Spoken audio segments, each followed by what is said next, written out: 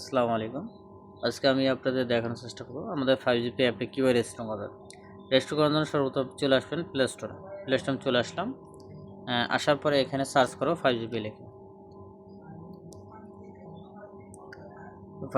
5G pay লিখে search করার পরে সর্বপ্রথম দেখেন আমাদের অ্যাপসটা পেয়ে যাচ্ছেন। তো অ্যাপটা ওপেন করে নেবেন, ডাউনলোড করে আমি ওপেন করে নিচ্ছি।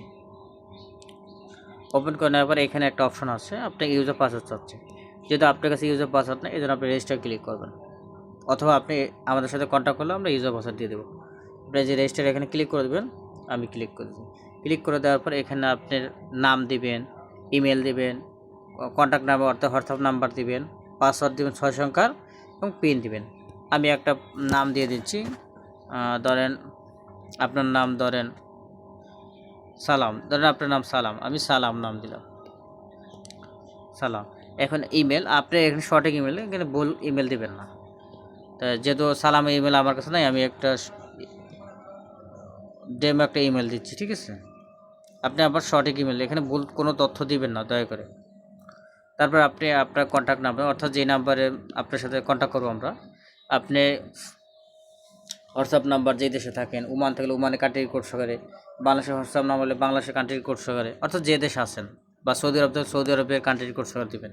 তাহলে আমি ধরেন বাংলাদেশের নাম্বার দিব, তাহলে এইভাবে দিবেন। আর যদি সৌদি আরব থাকেন তাহলে আপনি এইভাবে দিবেন 966, তারপর আপনি সৌদি আরবের নাম্বার তুলবেন।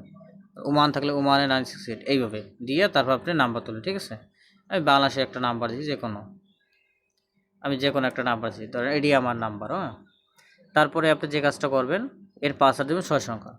আপনি পাসওয়ার্ড 1 2 3 4 5 6 7 এইভাবে দিতে পারেন, অথবা পাসওয়ার্ড এইভাবে দিতে পারেন 1 2 3, বা এইভাবে মিলে জিলে দিতে পারেন, ঠিক আছে। একটু হার্ড দেওয়ার চেষ্টা করবেন। তারপরে আপনি 6 সংখ্যার 4 সংখ্যা কি 5 সংখ্যার একটা পিন দিবেন। আমি একটা পিন দিয়ে দিলাম আমার মতো, নিয়ে রেজিস্টার ক্লিক করলাম। ক্লিক করার সাথে সাথে দেখতে পাচ্ছেন আমার অ্যাকাউন্ট কিন্তু অলরেডি তৈরি হয়ে গেছে। অ্যাকাউন্ট তৈরি হওয়ার পরে আপনার যে কাজটা করতে হবে, আমাদের সাথে সর্বপ্রথম যোগাযোগ করতে হবে।